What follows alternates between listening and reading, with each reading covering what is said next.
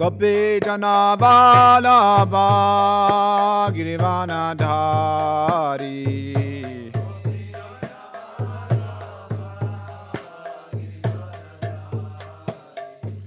Gopi Jana Vallabha Girivana Dhari.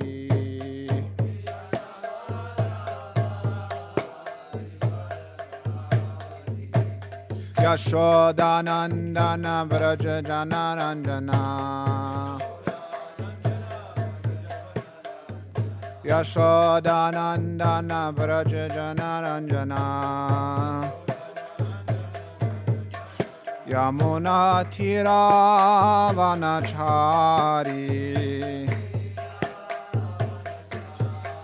Yamuna Tira Vanachari. Yamuna Tira Vanachari. Jaya Radha Madhava Kunja Bihari.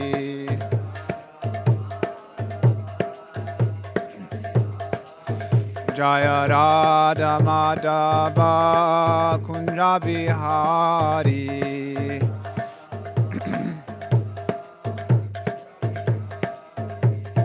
Gopi Jana Vallabha Girivana Dhari.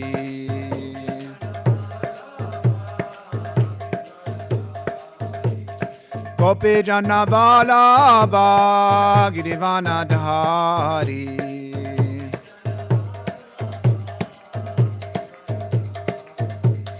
Yashodanandana Vraja Janaranjana. Yashodanandana Vraja Janaranjana. Yamuna Tira Vanachari. Yamuna Tira Vanachari. Jaya Radha Madhava Kunja Bihari.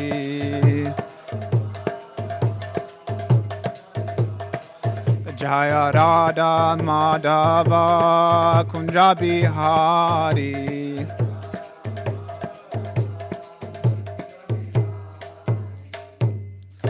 Jai Om Vishnupad Paramahamsa Pravigadrajacharya Shota Shota Shri Srimad His Divine Grace A.C. Bhaktivedanta Swami Srila Prabhupada Ki Srimad Bhagavatam Ki Hare Krishna.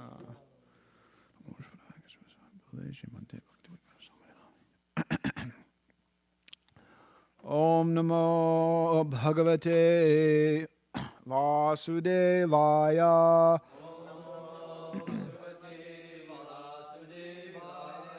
Om Namo Bhagavate Vasudevaya.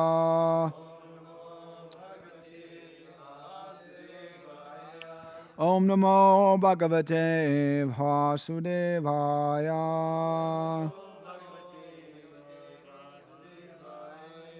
All right, reading from Canto 2, Chapter 5, Text 11, the cause of all causes.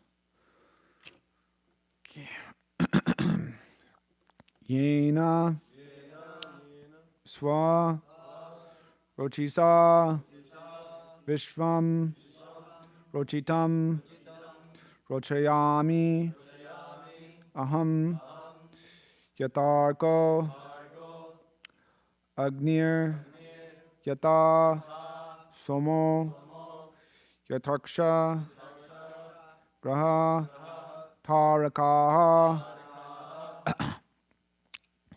Yena Sarochi Sa Vishwam Rochitam Rochiam Yaham Yatarko Gnir Yata Somo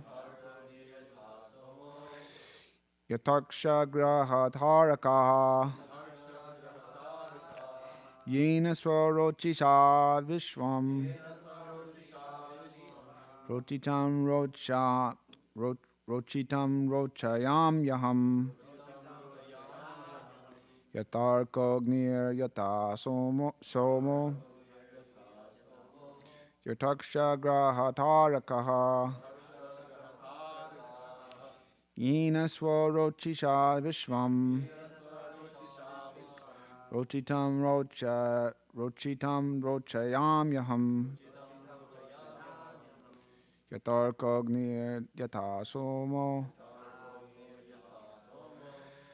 Yataksha grahatarakaha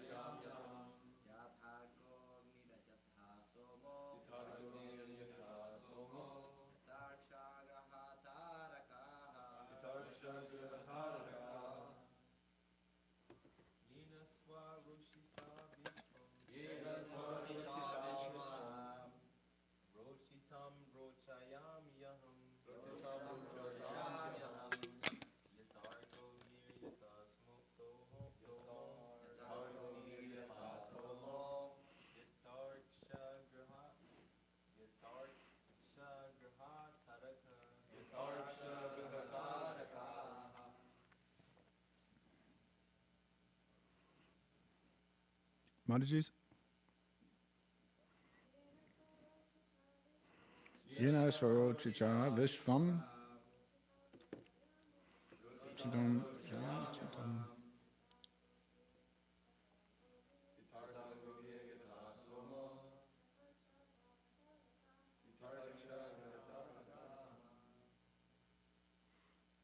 Okay. Word for word. Yena. By whom? Sarochisa.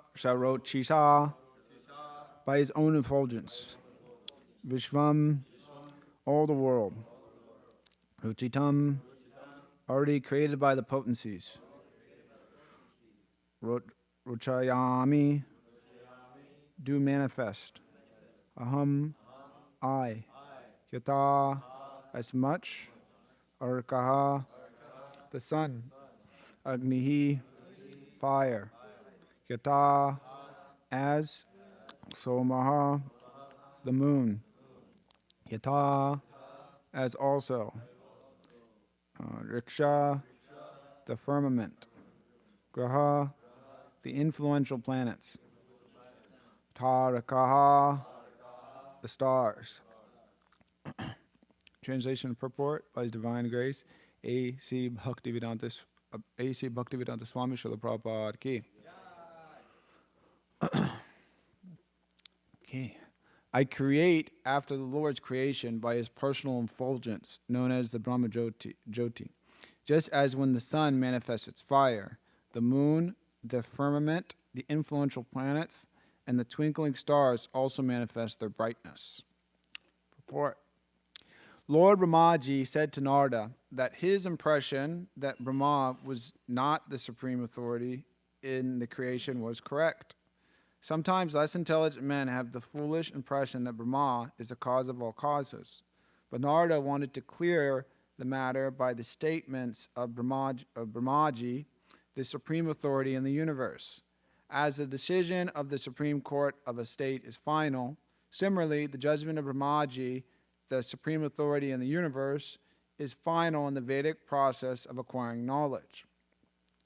As we have already affirmed in the previous verse, Naraji was a liberated soul. Therefore, he was not one of the less intelligent men who accept a false god or gods in their own ways.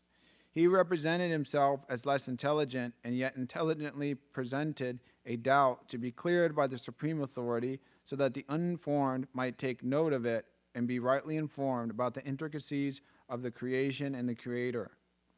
In this verse, Brahmaji clears up the wrong impression held by the less intelligent and affirms that he creates the universal variegatedness after the material potencies are created by the glaring effulgence of Lord Sri Krishna. Brahmaji has also separately given this statement in the Samhita known as the Brahma Samhita 540, where he says, Yasya pravavato jagat annakoti kotwesha shesha vasudhari vibhuti binnam ted brahma nishkalam anantam shesha bhutam govindamadi purusham tamaham bhajami. I serve the Supreme Personality of Godhead, Govinda, the primeval Lord, whose transcendental bodily effulgence, known as the Brahmajyoti, which is unlimited, unfathomable, and all-pervasive, is the cause of the creation of unlimited numbers of planets, etc., with varieties of climates and specific conditions of life. The same statement in the Bhagavad Gita 1427, the same statement is in the Bhagavad Gita 1427. Lord Krishna is the background of the Brahmajyoti, Brahmano hi prashishtaham. In the Nirukti or Vedic dictionary, the import of pratishta is mentioned as that which establishes. So the Brahmajyoti is not independent or self-sufficient. Lord Sri Krishna is ultimately the creator of the Brahmajyoti, mentioned in this verse as Sarochisha, or the effulgence of the transcendental body of the Lord. The Brahmajyoti is all-pervading, and all creation is made possible by its potent power. Therefore, the Vedic hymns declare that everything that exists is sustained by the Brahmajyoti, Sarvam Kalamidam Brahma. Therefore, the potent seed of all creation is the Brahmajyoti, and the same Brahmajyoti, unlimited and unfathomed, is established by the Lord. Therefore, the Lord, Sri Krishna, is ultimately the supreme cause of all creation. Aham sarvasya prabhavaha. One should not expect the Lord to create like a blacksmith with hammer and other instruments. The Lord creates by his potencies. He has multifarious potencies, parasya shaktir vividhaiva shruyate.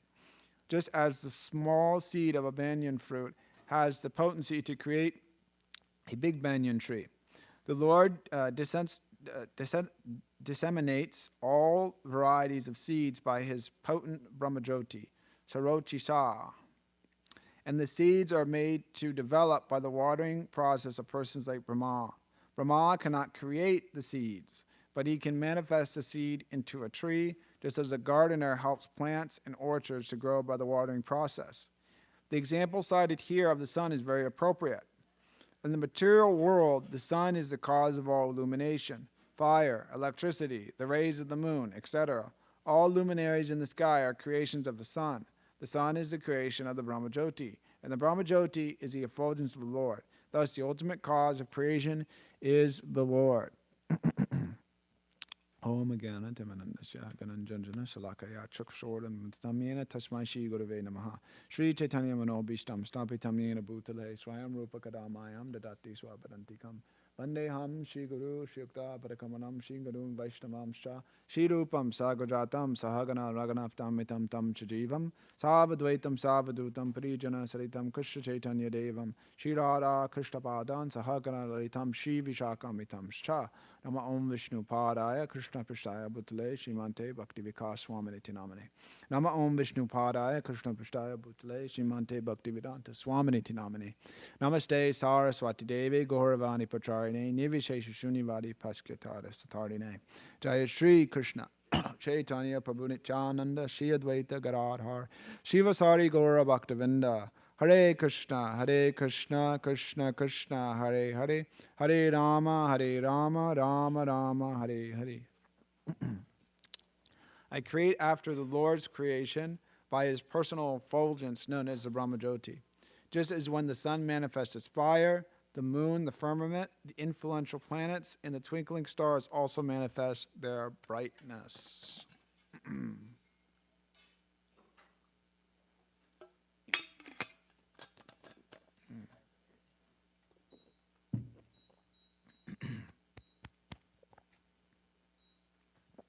So, Brahma is continuing to answer Narada Muni's statements. So, Srila Prabhupada elucidates on this point in the purport very much, but the basic idea is that, one of the points being highlighted in this purport, that Brahma is the authority, that some people may consider Lord Brahma to be the cause of all causes. Was this Adi Govinda Sarvakardana Kardana? So the cause of all causes. So there's, in the material world, simply put, there's a cause of something. Like if this cup falls, then whatever, or I knock it over. The cause is I knock the cup over. So anyways, you can keep analyzing, well then what caused me to knock the cup over? And then maybe you may say, well, my hand hit it, or analyze me psychologically and say, well, I'm like crazy, so I just like knock over water or something. So then there's some explanation for things. So scientists and going up to philosophers, they try to understand, the big question, why this, why that? Why was the world created? Why does man exist? Why if there's a God, do bad things happen to good people, or how is it that, a child is born and he's blind, or how is it that, whatever, all these different things, how is there evil in the world? Why? So the ultimate, coming to the main crux of why is that, why does the world exist and who created it? So what is the cause of everything ultimately? Where is that point from which everything was established? So moving into that sphere is one that's intelligent. But the thing is that just a sign of symptom of intelligence doesn't necessarily, just because one's intelligent materially doesn't necessarily mean that, according to the Vedic version, that one is actually sufficiently intelligent, because intelligence in brain function and all these things, just to analyze the material elements, isn't constituted of one that's sufficiently intelligent, because we understand in the Bhagavad Gita this word, maya pritagyana. So one who has intelligence but is stolen by illusion. So proper intelligence is that brain power, or that energy or intellect or whatever, which is situated properly in devotional service.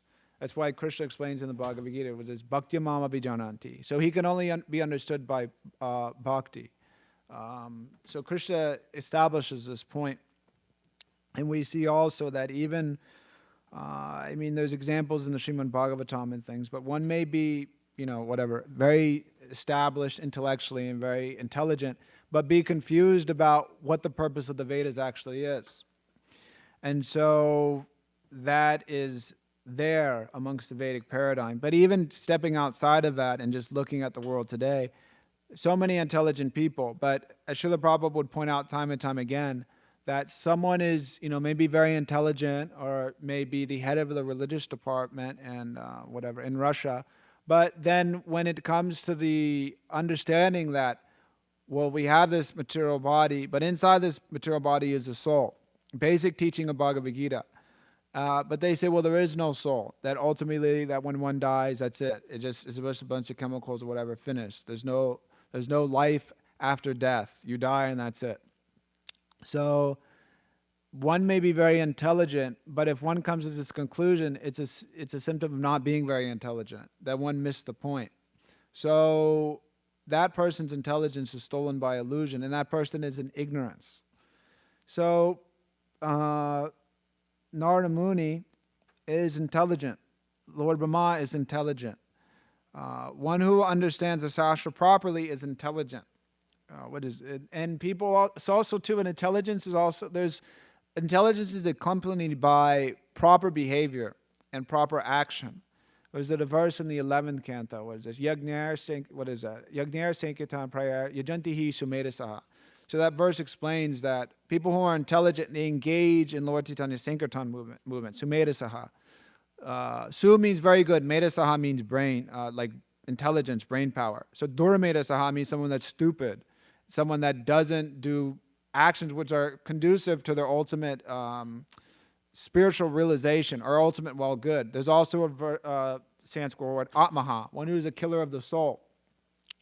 So if someone is intelligent, but then we see there's a bottle of poison and they go and drink it, even though that the person may have a PhD in nuclear physics or be the big CEO of some business or have millions and billions and trillions of dollars and whatever, the leader of a nation, if he goes and drinks poison, we wouldn't say, oh, that's a very intelligent person.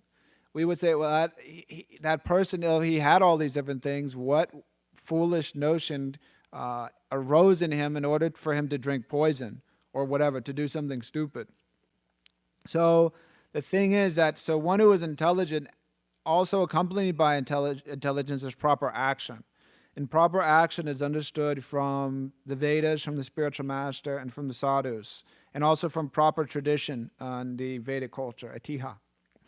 So these things are there. So Narada Muni is intelligent. Lord Brahma is intelligent. And so Narada Muni is presenting these questions to Lord Brahma, as all great souls do, not for their own, clarification, but for the clarification of others. So Lord Brahma brings up a point here at the very beginning, which is important, that he makes that the Brahmajyoti is one point he brings up, that he creates. So he's not supreme because he creates by the empowerment of the Lord's Brahmajyoti. With the Lord's energy, he's able to do that. The material world is created. And so the examples is given here of towards the end. Anyways, mentioned in the purport and also in the text. But the brightness of the sun, so the sun gets its, effulgence from the Brahmajyoti. What is this verse? Yakchaksharesha savita saklaha grahanam. So the sun is also, we understood, as the eye of the Supreme Lord, or one of the eyes. Like that it's mentioned. So the sun is blazing and has been blazing and will continue to blaze for so long, and it has so much energy and so much power. And anyways, there's talks among scientists too about the sun, and it's, where does it get its power and how does it do this, and the chemical understanding of that. I didn't look into it, and I forget what they told me in science class. But people are amazed by the sun, because actually the sun sustains life on this planet. Because without the sun, there'd just be darkness, and then without the sun, you can't grow anything. And if you can't grow anything, you can't eat anything. If you can't eat anything, then you die. So, and also too, the sun provides light so we can see, because if you were just in pitch black darkness, because the thing is, we haven't really experienced so much, maybe most of us, of what it's like to be in darkness. It's very difficult to be in complete darkness. Generally, it's the darkest when there isn't all this electricity in the new moon night, and and then you have to go to some far out field or something like that, and then to experience what darkness is, or maybe be like in the woods or something. So we don't really know what darkness is, but it can be so dark in a full moon night that you can't even, in the new moon night, that you can't even see your hand in front of your face. So if there's no sun, there's no light, then what do you, how do you do anything? You don't do anything. So the material world is constantly functioning on the mercy of the Supreme Personality of Godhead and being arranged by his energies and his different government officer heads, as the demigods. They arrange everything so things function properly.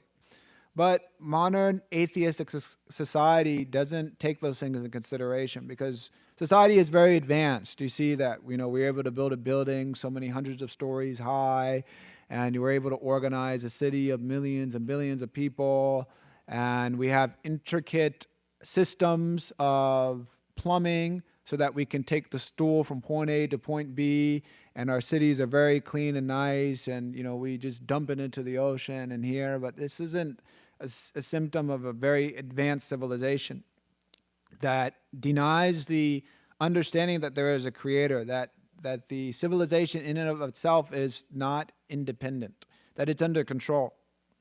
So these basic things society has lost touch with. And so great souls, they bring out this point. And also the moon. So the moon is understood from Shastra. It's the moonlight supplies the taste, the rasa, to the vegetables.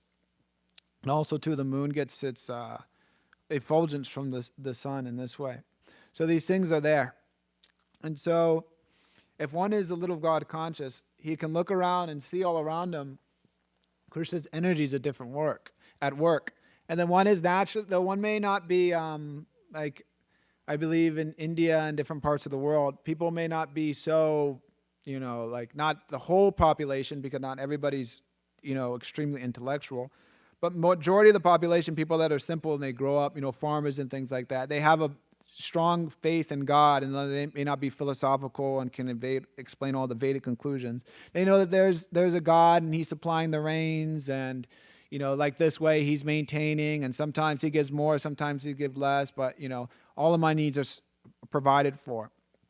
And they have that basic faith and basic understanding. There's the example given in the, it's some story, but Srila Prabhupada gives it in 1966, and it's also in that book, Raja Vidya. So in that book, Narada Muni's on his way to see Narayan in Vaikuntha. So he meets a Brahmin and he meets some cobbler, who's the Brahmin, of course, very intellectual, and then the cobbler, not so intellectual, not so intelligent in the Vedas. So Narada Muni tells him, he's going to go see, Narada Muni tells the Brahmin, I'm going to go see Narayan. So tell me what he's doing. And then he goes and sees the cobbler. I'm cutting it very short. That's so amazing, going to see Narayan. Tell me what he's doing. So then he goes to see Narayan in Vaikuntha. And then he asked, I think they asked, when will I be delivered or something? So Narayan explains that, this Brahmin won't be delivered in so many lifetimes, but this cobbler will come back very soon. And so, and he said, just tell them that, that I'm threading an elephant through the eye of a needle, like that. So then Narada Muni goes back and he explains, and he tells the Brahmin, because the Brahmin, what was Narayan doing in Vaikuntha? Was he like, I don't know. Anyways, so so then he told him that, Narayan, he was, he took an elephant and he put it through the eye of a needle. So eye of a needle, anyways, it's really, really small. So how do you fit an elephant through that? I don't, scientifically speaking, obviously that it's not impossible. It's not possible scientifically, so therefore it can't happen. So anyways, so then the Brahmana was of that caliber, and so he was just like, this is bogus, this is nonsense, this is impossible, you didn't see Narayan, whatever, forget it. He was fried out. But then, so Narada Muni went and told the cobbler, and he said, how amazing is that? That Narayan, he can do anything. So, and then Narada Muni was, first he was thinking, why do you believe that? It's something impossible. He's saying, Narayan can do anything. He's all powerful. We see the material world. We can see. How is it? The sun is rising and setting perfectly every day. It's just the right amount of distance to allow the ecosystem to carry on in this particular planet. It's not too hot, not too cold. There's different climates all over the world. Then the sun and the moon, and then the moon also too. Just the way that it from waxing to waning. And even too, if you look into just the whole nature of just Jyotish and just all those different signs and what they mean and things, it's and how the great sages and rishis understood that, and how they were able to understand the positions of the planets and what they mean in one's life and what it means in the universe and different things. The planets and all those things. It's Krishna speaking to the great sages for that one can understand that. It's just a language, a communication. So the cobbler was able to see and understand that. Bhagavan's so great, he can do anything.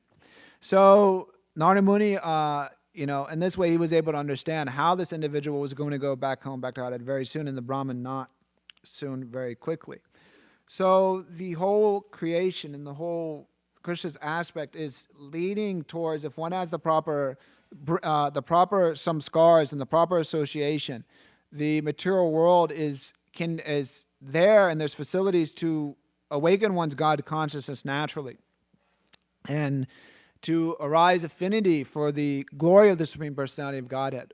One may not know all the Vedic, that the Supreme Lord is maintaining, creating, destroying, the three modes of material nature, they come out of him, and then they go into him, and then like all these different things, tamas, rajas, sattva.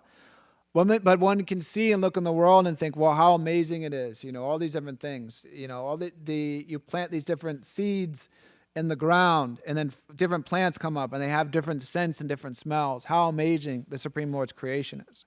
This is a basic level, but the Supreme Lord's energy is carrying on everything. And so one can see the sun and appreciate that and recognize that and understand that this is just a fragment of the Supreme Lord's energy. This is just his effulgence, that all these things are being carried up by. And so the Brahmajyoti also, so that is one aspect of the absolute truth explained in the Srimad Bhagavatam. Brahmeti, Paramatmeti, Bhagavaneti Sabhyate. So these three phases of the absolute truth. So the Brahman is we accept that as part of the absolute truth, but we do not accept that as the supreme goal of the Vedic conclusion of what we're trying to aim at, the Paramgatim, the supreme goal. It's something that's there on the path to the goal. It's some level of realization, but it's not the topmost realization. So we have that understanding, not that we reject the effulgence of the Lord, that it's it's nonsense.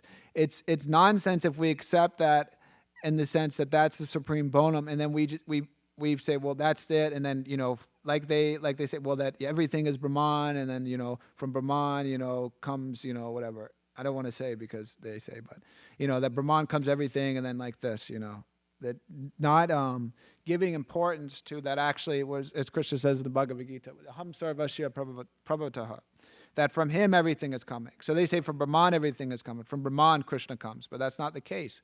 From Krishna, that is bodily effulgence, and that's where the Brahman comes from. So that is nonsense to say that from Brahman everything comes. But the proper understanding is that Brahma Jyoti, that Lord Brahma utilizes that and then creates the material world in that sense. And then that effulgence is coming from Krishna's body. That's the proper understanding.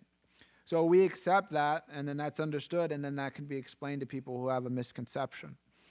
So this is the proper understanding. And Srila Prabhupada brings this point out in his purport. He cites all these different verses.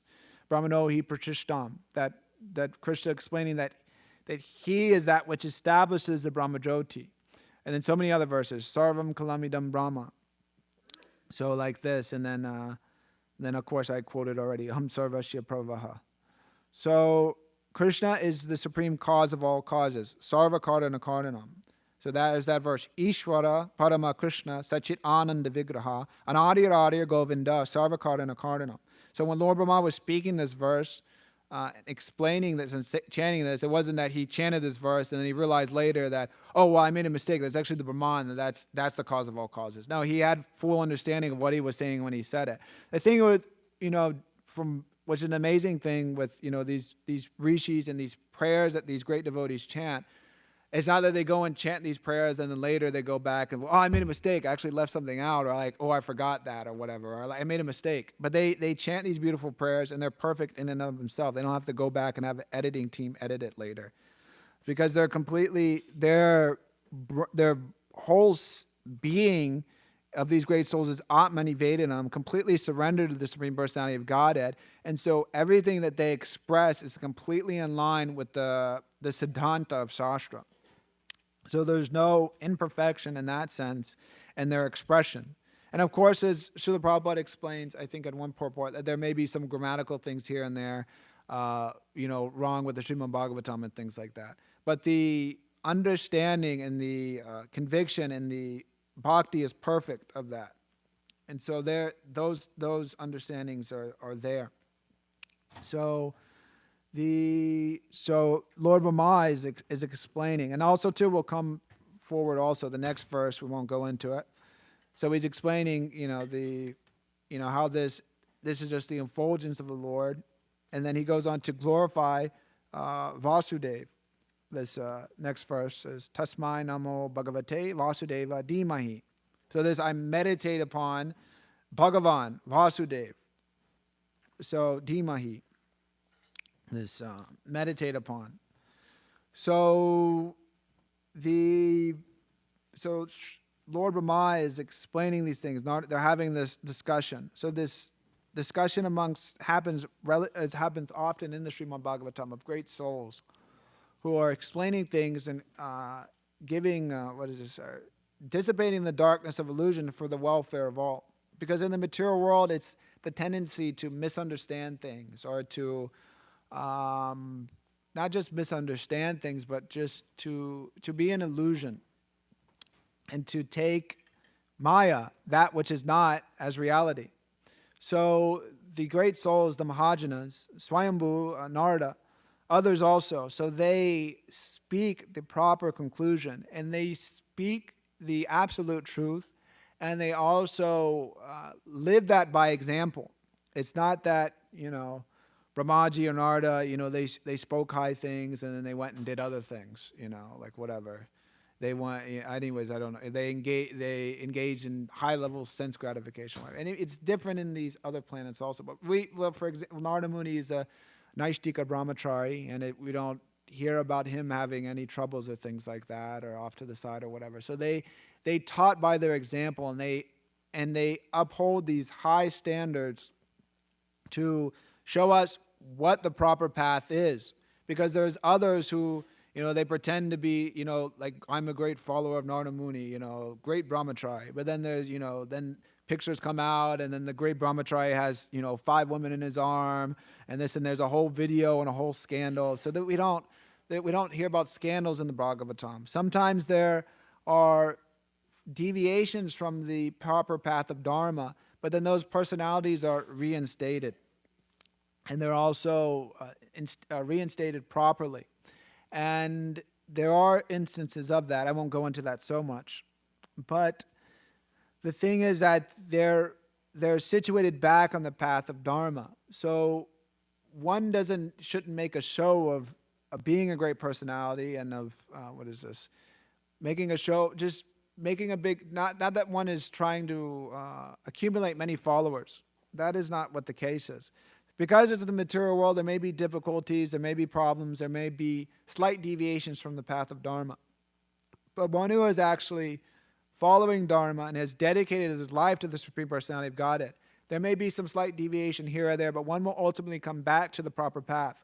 And the symptom of one who is properly situated is that though there may be some slight deviation, one will ultimately come back and engage even stronger in the path of Krishna, or in the process of Krishna consciousness.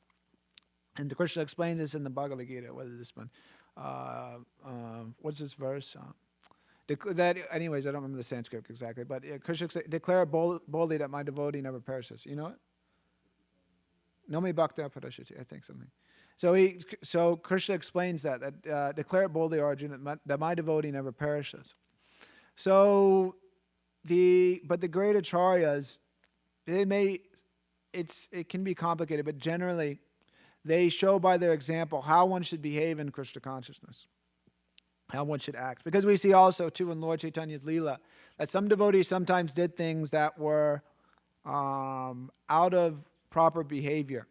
And the acharyas, they explain that, actually. It's not that someone did something improper and then it was accepted. But they, just like, for instance, I was listening the other day, there was one devotee that when Lord Chaitanya was cleaning the temple of Jagannath, he poured the water on Lord Chaitanya's feet in the temple and then drank that water. So Swarup Damodar grabbed that devotee by the neck and threw him out of the temple and chastised him. And Lord Chaitanya was very angry. But he was satisfied internally because this devotee, of course, he's bathing his feet and drinking the water and trying to get the mercy.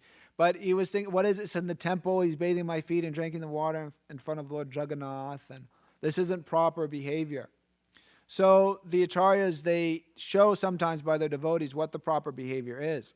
But it has to be a devotee, not that someone is speaking nonsense and wearing tilak and this and that, but then, I love Krishna so much, but smoking cigarettes and, have so many nonsense attachments, or just vilifying devotees who have engaged themselves full-heartedly in the Sankirtan movement.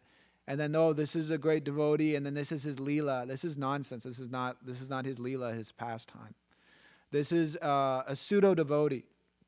So one has to be very intelligent and discriminate on the path of Krishna consciousness. So the acharyas, they teach and they show. And then there's the Shastra, and the great sadhus are there to explain what the proper path of Krishna consciousness is. So Narada Muni and Brahma are speaking this and showing this and living for the benefit of all. Srila Prabhupada also explained that an acharya is one who, by following, one gets benefited. If we follow the acharyas, if we do as they say, if we look at their lives and we see that, that they're absorbed in Krishna consciousness, that they're utilizing every second of their time to either speak about Krishna, to hear about Krishna, when they take prasadam, when they're hearing some class, or in this way, or when they're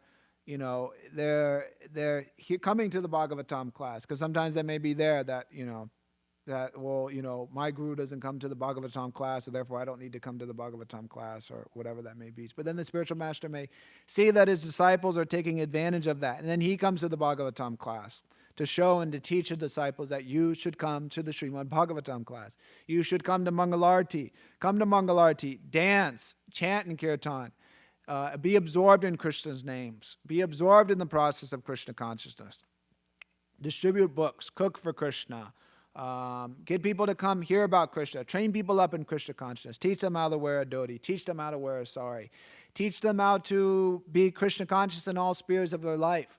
So the spiritual master is the epitome of that. He's living that. He's fully absorbed in Krishna consciousness. And so those great personalities, the spiritual master, and those who are those acharyas, as Srila Prabhupada makes the point in here, that their authority is final. And he gives the example of the Supreme Court. The Supreme Court of a state is final. Similarly, the judgment of Brahmaji, the supreme authority in the universe, is final in the Vedic process of acquiring knowledge. So the guru and the spiritual master gives his instruction that, whatever, you do like this, you do like that. He speaks the Vedic knowledge. And that is accepted as the final conclusion of what is spoken in the Shastra, that Krishna is the cause of all causes. That's the final conclusion. Not that someone else comes and presents some other thing. Well, actually, that there's this avatar that that is not spoken of in any Shastra because his name is so pure that if it were to be spoken, you would instantly be liberated and go back home to the spiritual world, which is, it's there's something higher than, Goloka Vrindavan and the Vaikunthas and things. And, whatever. People say so many things. There's this ancient secret religion, which is like, in Antarctica and only 2 people know about it. And it's like, you have to go, whatever. People have so many funny ideas in Kali Yuga. And so whatever. Then there's every single continent has like this really secret, like amazing religion that nobody knows about, and it's the topmost religion. Africa has that, and then in Palestine they have this, and then in Afghanistan there's this, and then in South America there's this, and then there's the witch doctors and the shamans, and then if you take ayahuasca, you'll see this other dimension, and then you take, everybody has like I have the supreme topmost absolute truth. But the thing is that there's some, anyways, without getting in the whole trip about that, is that there's symptoms of one that has realized the absolute truth. And one symptom of that is purity. And it's shown in their behavior and their action and how they behave. Someone has the supreme absolute truth, but then they get so drunk that they can't even tell you the absolute truth, and they're knocked out in their university desk, the head of some religious department, which I believe Satsarup Maharaj came in contact with when he was doing the book distribution party at the colleges around America. So that person is a Tattvadarshi. He's seen the absolute truth, and he's drunk out of his mind, passed out in some university table and whatever. That person. So you're telling me that this person, I should take instruction from him. So we don't accept that there has to be proper behavior. So the guru has proper behavior. And so his instruction, his realizations, we hear that and we take that and we become inspired by that. But the instruction to the spiritual master is the life and soul of the disciple. And so the disciple goes to the spiritual master, and there's some inquiry. What is this? How to understand Krishna? Who is Krishna? How can I serve Krishna more? I read this in Bhagavatam. How do I understand this? Or I read this and read that. It doesn't make sense. It seems like some contradiction. Prabhupada would give the example sometimes that, they have like the example given of this, the conch shell. That conch shell and also the cow stool, so the stool of an animal is considered impure, and the bones of an animal is also considered impure. But the conch shell and the cow dung is considered pure by the Vedic instruction, and that's taken final. And Prabhupada would also explain that if sometimes there'd be an argument, and then someone, this and that. Well, is it a Vedic injunction? Yes, it's a Vedic injunction. Okay, I accept it. So people would accept it, that's the final authority. Even too, I heard Bhakti Vikas Maharaj explaining that in a court case in India sometimes, that they would argue on the verdict of Shastra. The property, well, it says in this that the court case was like this. It says this in the Srimad Bhagavatam, and this is in the Manav Samhita. So therefore, according to this case, the property should go to this person because that's the verdict of Shastra. And then they would accept that. So that was the final authority. So the spiritual master is the authority in the disciple's life. So one may ask, so the guru, how can I please you? And the guru may say, if you want to please me, you should do like this. Do like this. Dedicate your life to this. Do like this. You should engage in this. You should try to move in this way, whatever. The guru may give some instruction or he may also give some general thing that, well, maybe you kind of do like this. You seem to have this inclination. But then, if the guru gives some instruction, I want you to dedicate your life to preaching Krishna consciousness, in this way. Help in whatever way you can. Serve your God brothers in this capacity. And then the guru gives that instruction. It's not that, well, maybe something else. Is there anything else? That I don't know about what you just said. Is there something else? Like Krishna said in the Bhagavad Gita, Krishna, he gave Arjuna, if you can't do this, do that. I mean, it's like, can I just go and, I don't know, just give $20 at the temple a month and can we just do that instead? Can I please you in that way? So I mean, it doesn't work like that exactly. So the guru is Atmani Vedanam. What is that? Anyways, I can't remember. But so he's engaging. What is this? Anyways, I can't. The last verse of Bhajure Mana. How does it start? Kirtanam, Smarnam, Vananam, Pada Sevanam Dasare. Porjana Sakidana, Atmani Vedanam, Govindadas Abhilasare. So Govindadas is longing to be engaged in all these different rungs of devotional service, all these different limbs. So the spiritual master is engaged in all these different limbs. He wants us to be engaged in all these different limbs. But if he's giving us instruction, or we're hearing his classes and we're thinking, well, maybe something else. Maybe instead of, being full-time at the temple or doing all these difficult things, maybe I just, whatever. Can just, so many difficult things, wake up early, chant 16 rounds, follow the 4 regs, if you, whatever ashram you're in, follow that ashram. But, that's so difficult to do all that. It's so difficult to rise early. It's hard to chant 16 rounds. I mean, maybe I'll come up to that someday, chanting 16 rounds, but then why take initiation if you're not up to that? And then following the 4 regs, I follow them sometimes, or I don't know if I really want to follow them. You see, I was initiated, I was naive. I wasn't really thinking about it. So now I don't want to be initiated. I don't really want to follow this. But I like Krishna consciousness.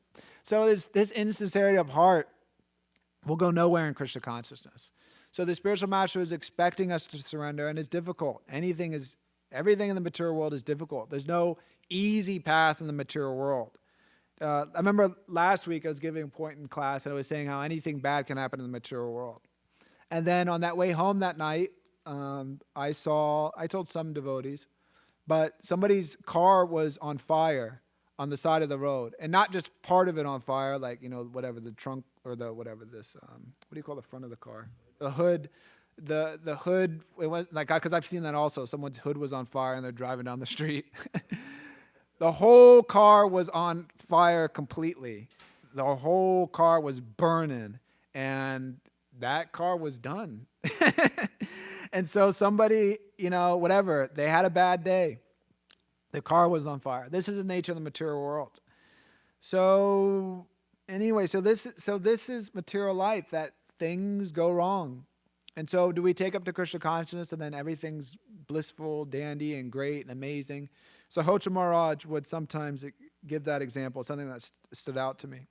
He would say, it's not like you join Krishna consciousness and it's like Disneyland. So in the West, people can relate with Disneyland, because generally everybody that goes to Disneyland, they go to have a good time. And the logo, when you come in, the gates of, the pearly gates of Disneyland where dreams come true. And then there's castles, and it's just some big phantasmagoria. It's ridiculous. It's huge Maya, Disneyland. Last time I went to Disneyland, I was saying that. Because I had some contact with Krishna consciousness at that point. So it's just big Maya. It's just a dream. It's a dream within a dream. So Krishna consciousness isn't like some Disneyland thing that you go, all your dreams come true and you take the Krishna consciousness and then all your problems go away and everything is just amazing. And then, you walk in the temple, and then it's every day, it's all the prasadam that you like, and everybody's bowing down at your feet. And then you get in a palanquin, and they carry you wherever you want to go. And then you float through the morning program, and you sit and chant your 16 rounds. You don't fall asleep. And everybody's glorifying you, and then you hear the Bhagavatam class, you don't fall asleep, and it's like amazing nectar. Wow, go on book distribution. You just get out, before you even pull up, everybody's coming to your car, and they're just handing you money, and then you just pass out all the books, and then you go back, and then, like that, you sleep, and then get up, and it's like, wow. And then the flowers are coming from the sky, and then they're playing trumpets and things, and the demigods just playing their drums, and like, wow, like Krishna consciousness, this is what I've been looking for.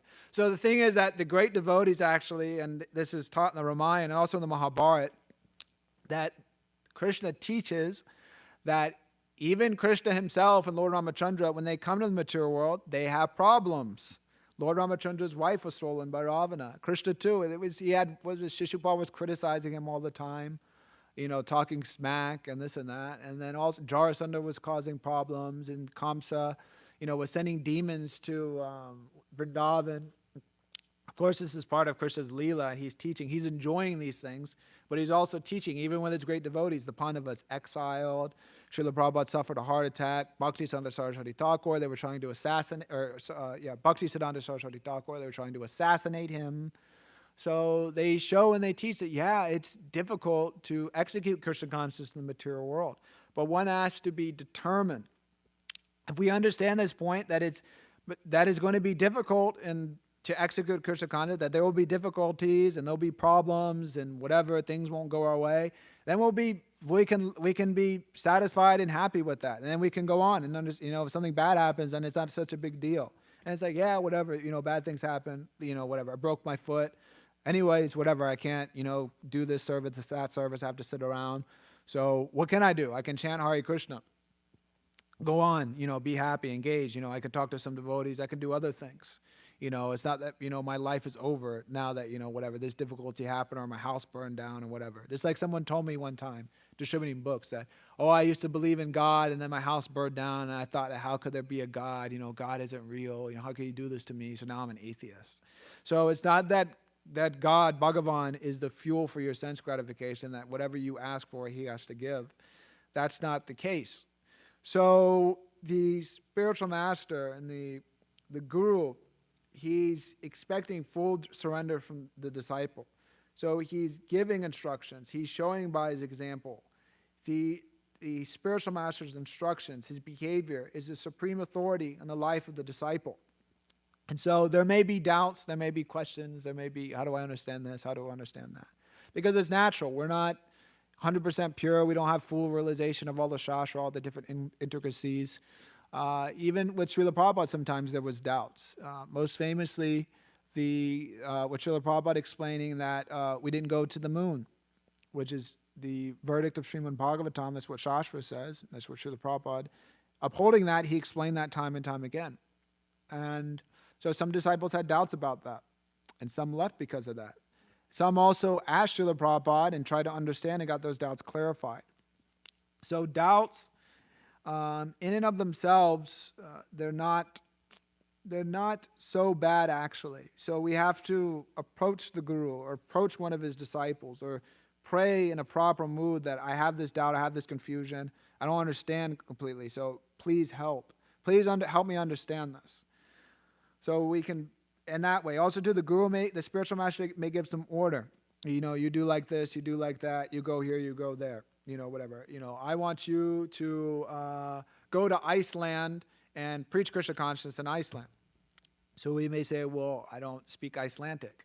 And then the spiritual master will say, oh, I thought you did. Okay, never mind, don't go. Something as that. Or he may say, well, I know you don't speak it, but I want you to go there and learn it anyway because you're very intelligent, you're very good with language or whatever it may be.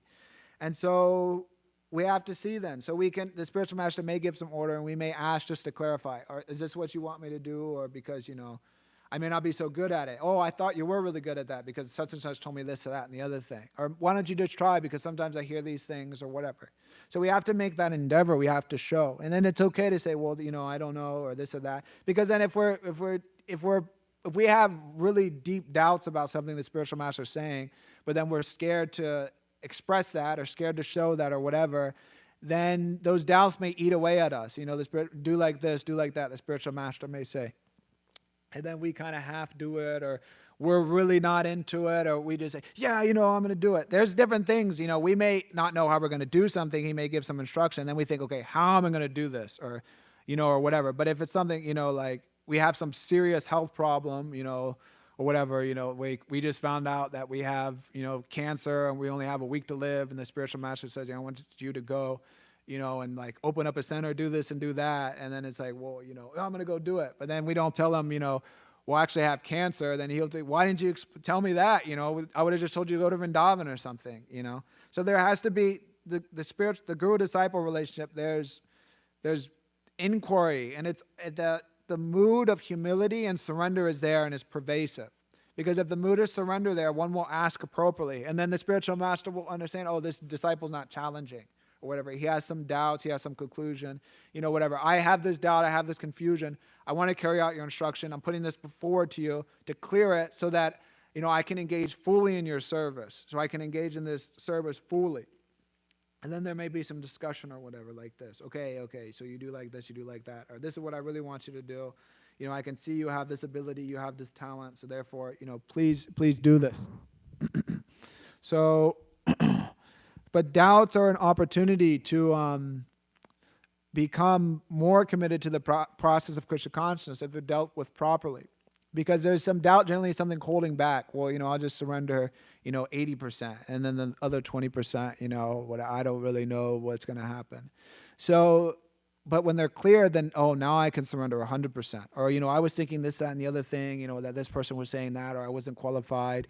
But now I know, that devotees, they really believe in me. And then like, now I'm going to really do it and give it my best. And we see that when we have that support of the community of devotees, and also the firm conviction and the orders of the spiritual master and of pleasing him, then when that mood is there and that enthusiasm is there, and then amazing service is done actually. And there's no doubt or no confusion or, oh, should I do this, should I do that, or whatever. But I have to do this for my spiritual master. I have to distribute books. I have to, preach in this manner. I have to work hard and, whatever. Try to serve the devotees in this capacity. I have to make sure that Krishna's cars are maintained nicely because the devotees are distributing books or they're going and doing this service, that service, and the car can't break down, or whatever. The temple has to be clean because, the guests will come and, if they come and see a dirty temple, what will they think, But everything has to be nice for the pleasure of Krishna, for the pleasure of the spiritual master. And in this way, this is all preaching. It is attracting people to Krishna consciousness. So those doubts, they can increase our faith. I've given this example before, I think, but when I was in, middle school, whatever, I was in band class. And so there was one girl who was, she played the flute. And so for some 2 or 3 years or whatever, she would always play like very like quietly because she was so shy or something. But anyways, as it came towards the end of those 2 years, she was always so shy and so whatever and so quiet that she actually couldn't even play the instrument. So for 2 years, she was pretending to play the instrument and this and that, but she couldn't actually even play the instrument. So the point is that, she was so shy and so whatever and quiet and things that she didn't want to express or show or explain that I actually don't know what I'm doing on this instrument. So she spent 2 years just wasting time in the music class, pretending to play an instrument she couldn't play. And I mean, there were so many things. There was concerts, this and that, and everybody would play. Because the thing is, in a band, there's like whatever, some 80 people, and so if you don't know what the heck you're doing, it can get covered over because it's like whatever. There's 79 other people that know what they're doing, and then it overpowers you, whatever, just like pretending to play the instrument, lip singing or whatever. So she didn't know how to play the instrument. And so the point is that, if there is some doubt or some confusion or whatever in Krishna consciousness, if we just don't express that, then we won't properly advance in Krishna consciousness. We'll be in the society of devotees and everybody will be advancing and this and that and enthusiastic, but then deep down we have this lock up or this hang up about Srimad Bhagavatam we don't understand, but then we're afraid to say it because what will they think? What will the guru think? I've been around for so many years, and like, what will they think? Oh my God, I can't say, I'm having this problem, or I have this doubt. So we have to let go of these, hang-ups that we have, because it takes faith and it takes some, I don't know the proper word, but it takes guts to openly be honest and explain to somebody that I'm having this doubt, that I do not understand what it's saying in this purport, or I don't understand this part of Bhagavatam, or I don't know about this, I don't know about that. It takes some strength to say that, actually, to be realistic about where we are in Krishna consciousness, and that we're not so advanced. Maybe it's difficult to let everybody know, well, I'm not advanced as you all thought I was. Everybody's glorifying me, saying this, saying that. Well, I'm actually not on that platform. And so it may be difficult at that stage where one is, maybe it's senior, is expected to behave at a certain level, or maybe someone's been around for whatever, a couple years, and they don't know who Lord Chaitanya is, or things like that, or they have all the leelas mixed up. So it takes a little bit of courage to openly say the wrong thing sometimes, because we always want to be right. Ask a question in class, what's this verse in the Bhagavatam? Oh, I know it is this verse, or it's that person, it's this person, that sloka, and then that person's that, knowing all the intricacies of Bhagavatam. But it's okay to be wrong sometimes in Krishna consciousness, and it helps us grow, actually. You don't always have to be right in Krishna consciousness, because that's the understanding that we take a guru because we're not perfect, that we need help. And we come in the association of devotees so that they can help us come up in Krishna consciousness. Not that we're coming in association devotees thinking, okay, I am here to help you all, to raise you up in Krishna consciousness. Thank you very much, for the garland, and thank you all for allowing me to. Thank you for taking my association. So we come into association devotees to get association, to be enthused, to speak about Krishna, to talk about Krishna. Whether someone is junior or whatever, and we're senior, that relationship is also engaging us in Krishna consciousness, because there'll be some talk and some questions or whatever. It's an opportunity to glorify Krishna. So the mood is always there, seeing that, that one is feeling that in that way. So, and we can see that because Narada Muni, what if he just, he's thinking, yeah, Brahma seems to be supreme. Of course, it's the Leela. Narada Muni, Brahma seems to be supreme. Yeah, makes sense. Then the second canto, no second canto. Because practically the second canto is, most of the rest of this actually is based on this point of Narada Muni asking these questions. He just accepts, oh yeah, Narada Muni sees supreme. Well, I don't know. I don't want to say anything because, I'm like a son of Brahma. I have this position. I'm the, whatever, big guru of the universe. I can't ask, whatever. I won't say anything. So then it's like that. So then that can be there. So then nothing gets spoken or whatever. It just ends in that way. Srila Prabhupada, for instance, he had some doubt when he was speaking with Bhaktisiddhanta Saraswati Thakur. Bhaktisiddhanta Saraswati Thakur was explaining, Krishna consciousness has to be preached right now. It's so important. It's so vital, And then Prabhupada was thinking, well, we have to be independent first, get free from the British, And then Bhaktisiddhanta Saraswati Thakur smashed him and explained, well, no, that's not needed. He explained that we have to preach Krishna consciousness. It's so important right now.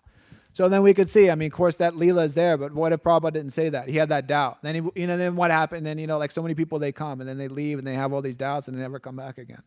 Of course, that pastime is there, but it's to show that to get smashed into Krishna consciousness, to get exposed, it's good. Because what we're getting exposed to the light, to the true knowledge of Krishna consciousness. We're getting exposed to the sunlight of Krishna. Krishna Soya Hoya Maya Andakar.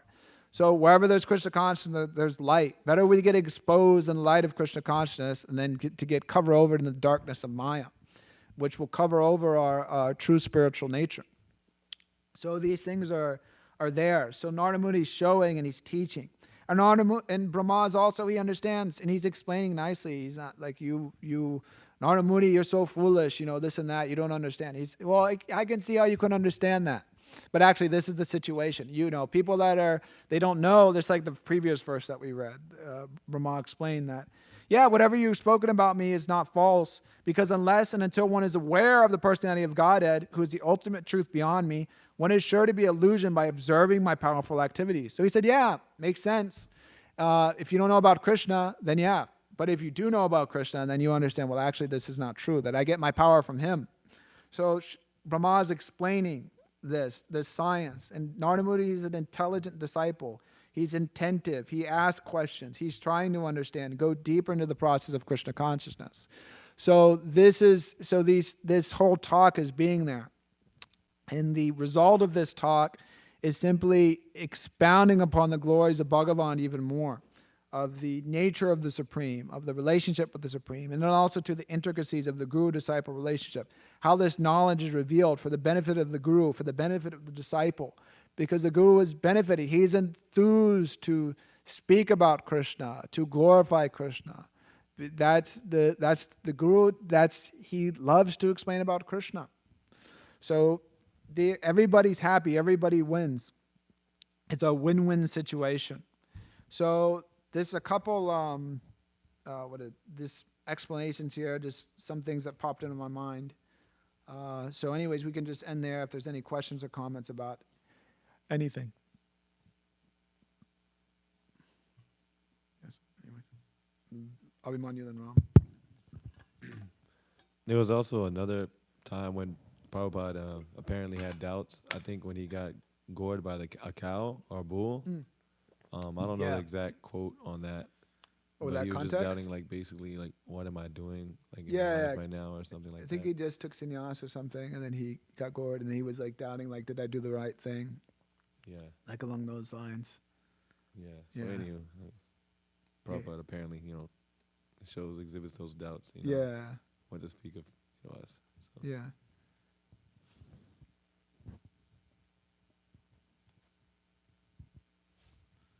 Hare Krishna. So I was wondering, you said to ask questions like when you don't understand.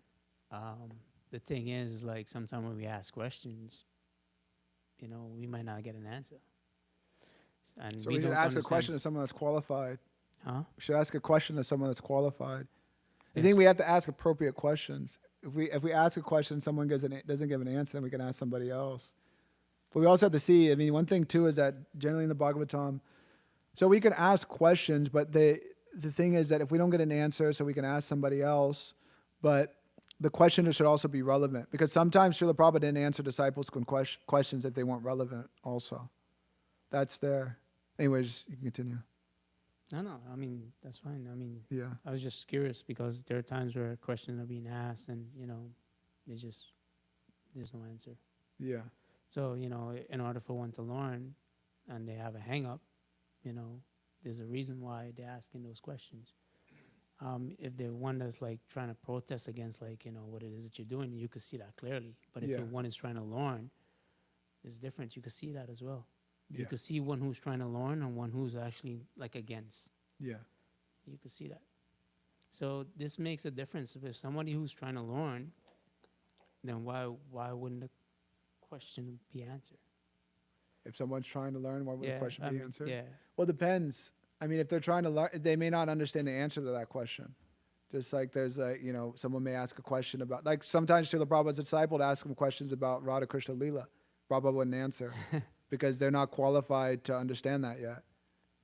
And so that may not be even relevant to where they are. Someone's having troubles rising up from Mangalarti, and then they ask, what color dress does Radharani wear on, on a certain day? Why don't you get up from Mangalarti, like, what am I going to answer that question for? It's just for your sense gratification. You have some curiosity, but you actually don't want to surrender. So it's like that, so the spiritual master may see that and they may not answer. And then if one is actually sincere, then he'll be, oh, okay, yeah, that makes sense. I'm acquiring into like such big topics, but then I'm not following the basic stuff. So it has to be seen. It's like a person by person thing. Generally, if that sincere attitude and surrender is there, the spiritual master will answer the question. Or he may say, well, it's not relevant, or you may not understand, or it's not such a big deal, or whatever. Or he may explain. It depends. Thank you. Welcome. Yeah, you had something. Prabhu. If I can add on certain things about intelligence you spoke. Here's the thing. Yeah, but if I may. You were saying that, it's like intelligence. So many times in the Shastra we can hear like, Srila Prabhupada and And the Shastra saying that, people less intelligence, people don't have intelligence, and Yeah. so it's sometimes we ask like what intelligent means, Yeah. like what does it mean? And I really kind of connected to what you were saying, that in Bhagavad Gita, there was actually intelligence is put in like two kind of factors. One actually that intelligence is mind's possibility to deliberate things, which is interesting. So actually, the intelligence is a function of the mind. This is like, and then this is like what we are probably saying that this possibility to liberate somebody has like a higher IQ, somebody lower IQ. So somebody's ability to deliberate is higher and or lower. But there is another factor about intelligence. It's not like I can deliberate so much and speculate so much. So I'm so intelligent. The second is storage of knowledge, because the intelligence uses the knowledge we have. Interestingly, because if the intelligence doesn't have knowledge to kind of reflect on, then the mind has to speculate. Then the mind has to speculate, and because intelligence is a part of the mind, so mind will use all the facts he has, or we're going to have to kind of try to connect the dots by itself. So having knowledge or not having knowledge is actually is like a basis of good intelligence. So sometimes we can think we are so intelligent, we come to Krishna consciousness because we don't know the knowledge of the tattva, we don't know the sabandha. We actually, it was so funny when my Maharaj, my spiritual master, he was, telling me like, you have no intelligence, like I did finish university, that counts for something, right? You have no intelligence. Like, okay, I accept you said I have no intelligence. I don't know what that means. But then I start to question what intelligence means, really, because the modern society try to define all these words for us as they like to us to be. So it's really cool to kind of try to understand these aspects of life from the Shastric view, and everything really comes up to. Exactly. Thank you. Shastric view, thank you. You have something, Manaji? Yeah.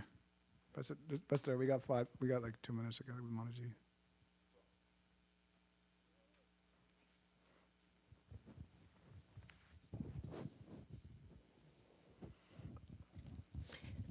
I had 2 questions, but the more important one was you were speaking about even if deviation, like even if one has deviation, one may come back stronger in the process of Krishna consciousness.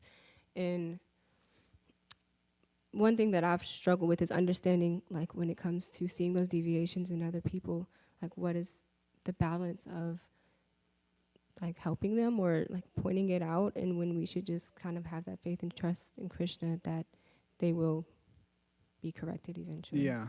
So it's a big subject, but just a couple general things. It depends on a lot of different factors. Like if someone, it depends on the deviation. Like for instance, if like someone is just like, whatever, eating karmi grains or just, sleeping in, not coming to Mongol Arti, or like not chanting their rounds or whatever it is, and they're junior, then you may try to adjust. If someone is senior, it may be more difficult, because there was that instance is brought there with Lord Brahma. When he deviated and became attracted to his daughter, the rishis went and they politely would say, okay, like, what is this? You're like a great personality. You teach what Dharma is, but like, how do we understand this? And the Brahma was able to understand, oh, okay, I did something wrong. They didn't go to him and was like, you nonsense, you fool, because he's a greater personality. So it depends on the situation. With someone that's junior, you may explain, hey, like it says like this, you're having this problem. It's not going to be good in the long run. You should really work on that and try to like encourage that person. But we have to see, because I've seen also that some people are having problems and having difficulties and they're struggling, they're trying to get better, and they need like encouragement. Whereas some people, they're struggling, they're having difficulties, but they're not really trying to get better. It's just like they're kind of like complacent where they're at, or like, yeah, I know it's not good, but like anyways, whatever. Like they're not really striving to get better. So that individual, has to, that Krishna's mercy is there, but then we also have to like take that step and like, try to get on the proper path. If someone's deviating and they know the verdict, they know what's right and wrong, but they're doing the wrong thing anyway, that's more difficult. Like if someone's saying, well, like Srila Prabhupada says this, but actually he was wrong, and da-da-da. That person, like a big philosophical deviation, At that point, it's best to just, respect that person, depending on what he said, what he did a lot of service back, in the day, or did this and did that, but that person is not on properly, so therefore I'm not going to associate with them. And then we may also, too, depending on how much that individual is saying, we may explain to others, like, hey, this is the situation of that individual. This is where they're wrong. Be careful, because they're whatever spreading that. So there's like a couple angles of looking at that. So.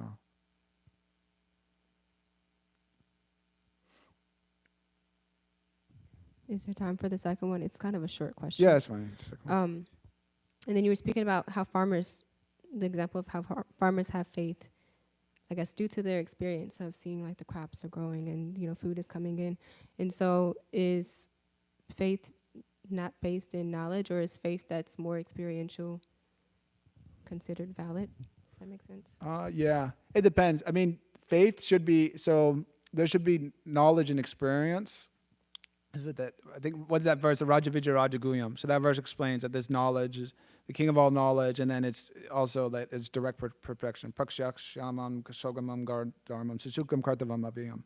So they're simple people, generally, like in India, for instance, like they would hear like the Bhagavad Gita, hear the Ramayana, hear the Mahabharata. They would hear all these things. They may not be able to read, but they would be familiar with the pastimes. So there would be that knowledge there. And they may not be able to understand, that like, what, that there's, that Krishna has this expansion, there's a Vilas, and then there's Swayam, Bhagavan, and then this and that, and then there's a Leela avatar, there's a Manvana avatar. But they have like, they want to serve Krishna, they want to serve his devotees. It's good to have knowledge, but it's not required for every single person to like, know the whole Bhagavad Gita A to Z. But the basic things should be known. That's pretty much that. That Krishna's to be served, he's supreme, whatever. I'm growing my vegetables by, Krishna's mercy, and I'm going to, give so many grains to the temple as a donation because, Krishna's so nice. That's good. And Prabhupada would explain that the farmers in India, they see a sadhu, they bow down. So that's good. And then they go and they see a sadhu, and because that culture's there, then they hear, oh, please instruct me. And then the brahmanas or the sannyasis or whatever, then they would instruct, and give that knowledge. So that knowledge would be there, and they may not be like big Vedantists, but they have that devotion, and they can go back home back to Godhead. Krishna makes that point. That's what the Striyo Vaishyas Tata Shudras, Tepi Yanti Param Gatim. That, whatever, Sudras, Vaishyas, women's, even low-class people, they can go back home back to Godhead. So that is there. So better or not better, it depends on how devoted one is to Krishna ultimately. Because even a Brahmin, that also can be a fall down if one misuses that opportunity. So, okay. Srimad Bhagavatam ki. Srila Prabhupada ki. Hare Krishna.